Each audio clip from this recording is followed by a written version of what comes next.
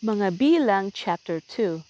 Sinabi ni Yahweh kina Moises at Aaron, ang mga Israelita ay magtatayo ng kanilang tolda sa paligid ng toldang tipanan sa labas ng hanay ng mga Levita at bawat angkan ay sama-sama sa ilalim ng kanilang watawat.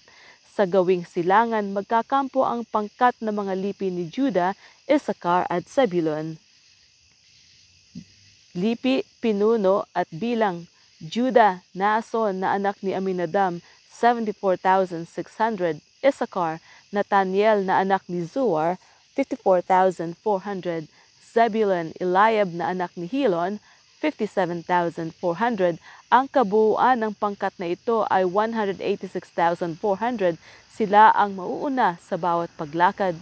Sa gawing timog naman, magkakampo ang pangkat ng mga lipi ni Reuben, Simeon at Gad. Reuben, Elizur na anak ni Sidior, 46,500. Simeon, Silumiel na anak ni Surisadai, 59,300. Gad, Eliasaph na anak ni Duel, 45,650. Ang kabuuan ng pangkat na ito ay 151,450. Ang pangkat na ito ang susunod sa pangkat na pangungunahan ng lipi ni Juda. Maging sa paglilipat ng toldang tipanan, ang pangkat ng mga Levita ay mananatili sa gitna ng ibang mga pangkat. Sa pagpapatuloy ng paglalakbay, mananatili ang bawat pangkat sa dating ayos sa ilalim ng kani-kanilang watawat. Sa gawing kanlur naman, magkakampo ang pangkat ng mga lipi ni na Ephraim, Manasseh at Benjamin. Ephraim, Elisama na anak ni Amiud. Manasseh, Gamaliel na anak ni Pedazur, 32,200.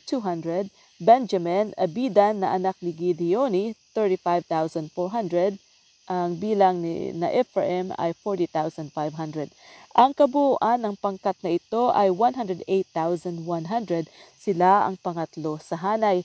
At sa mga gawing hilaga naman, magkakampo ang pangkat ng mga lipi ni na Dan, Asher at Naphtali.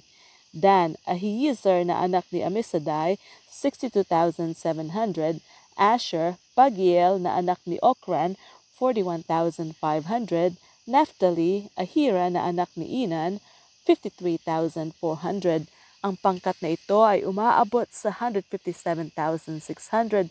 Sila ang kahuli-hulihan sa hanay ng mga kawal. Iyon ang bilang ng mga Israelita ayon sa kani-kanilang lipi. Lahat-lahat ay umabot sa 603,550.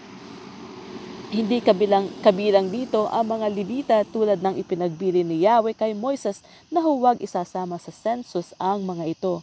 Ang lahat ay ginawa ng mga Israelita ayon sa utos ni Yahweh. Nagtayo sila ng tolda sa ilalim ng kani-kanilang watawat at pangkat-pangkat na nagpatuloy sa paglalakbay.